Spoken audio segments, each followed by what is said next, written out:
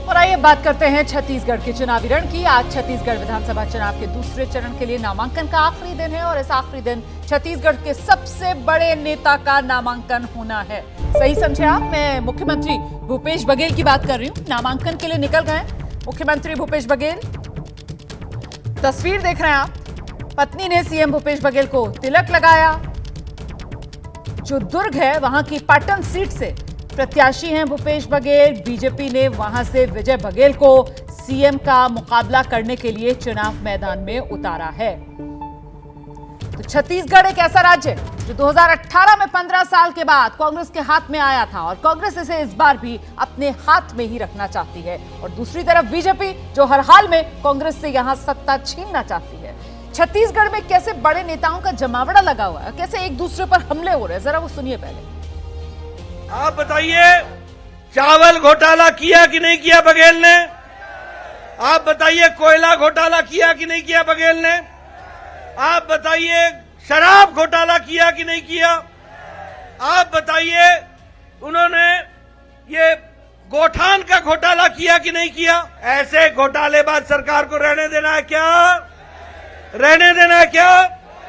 ये घोटाले की सरकार को घर भेजना है कि नहीं भेजना है?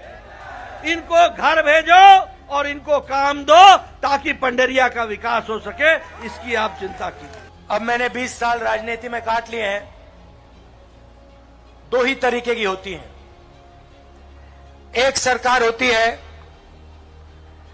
जो देश और प्रदेश के सबसे अमीर लोगों के लिए काम करती है, और दूसरी सरकार होती है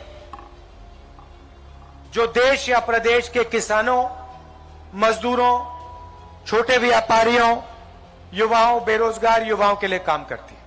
और तीसरी सरकार होती नहीं। आपके पास, आपके सामने चुनाव है, आपने निर्णय लेना है।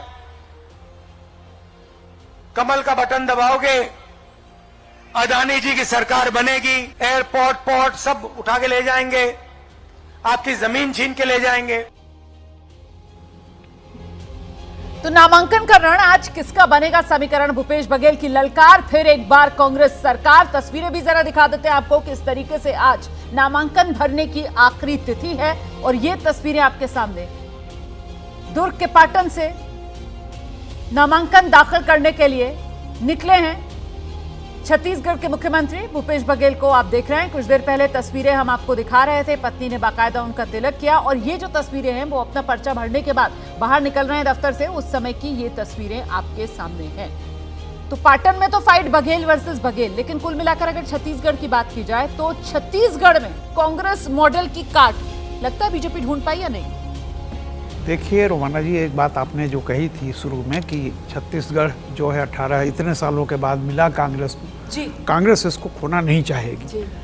हकीकत तो यह है कांग्रेस पूरे देश को खोना नहीं चाहती, लेकिन क्या करें।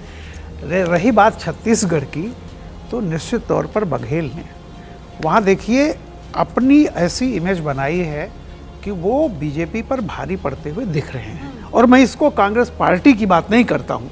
जैसे गहलोत, देखिए जैसे गहलोत ने अपना एक पोजीशन बनाई राजस्थान में, और अपने कमलनाथ ने वहाँ एक बनाई हुई है मध्य प्रदेश में, ऐसे ही इन दोनों से भी अगर मैं कहूँ आज की तारीख में नतीजा क्या होगा 3 दिसंबर को, इतवार को पता चलेगा, वो मैं नहीं कह सकता हूँ।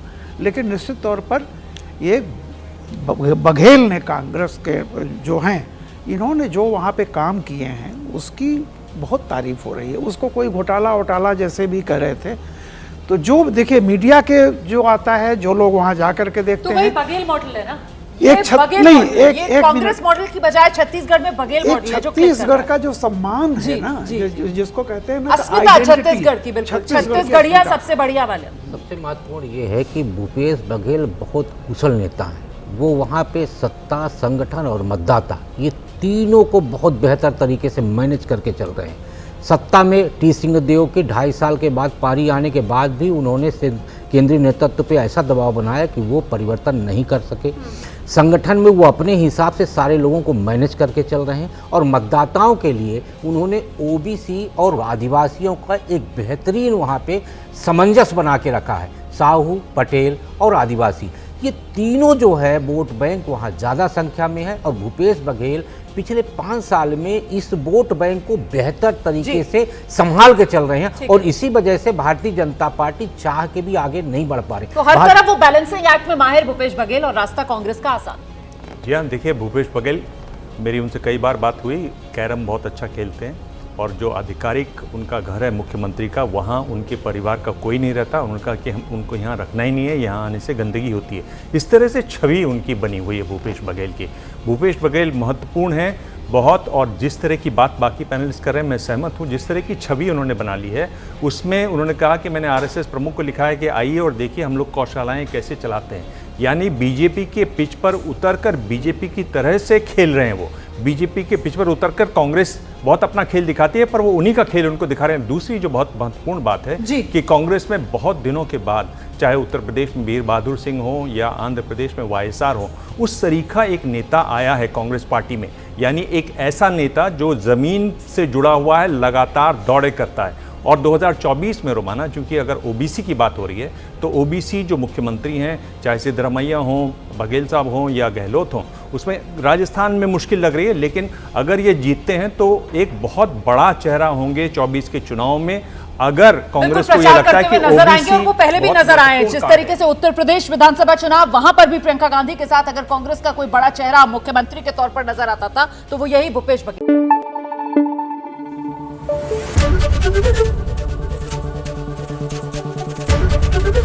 एबीपी न्यूज आपको रखे आगे।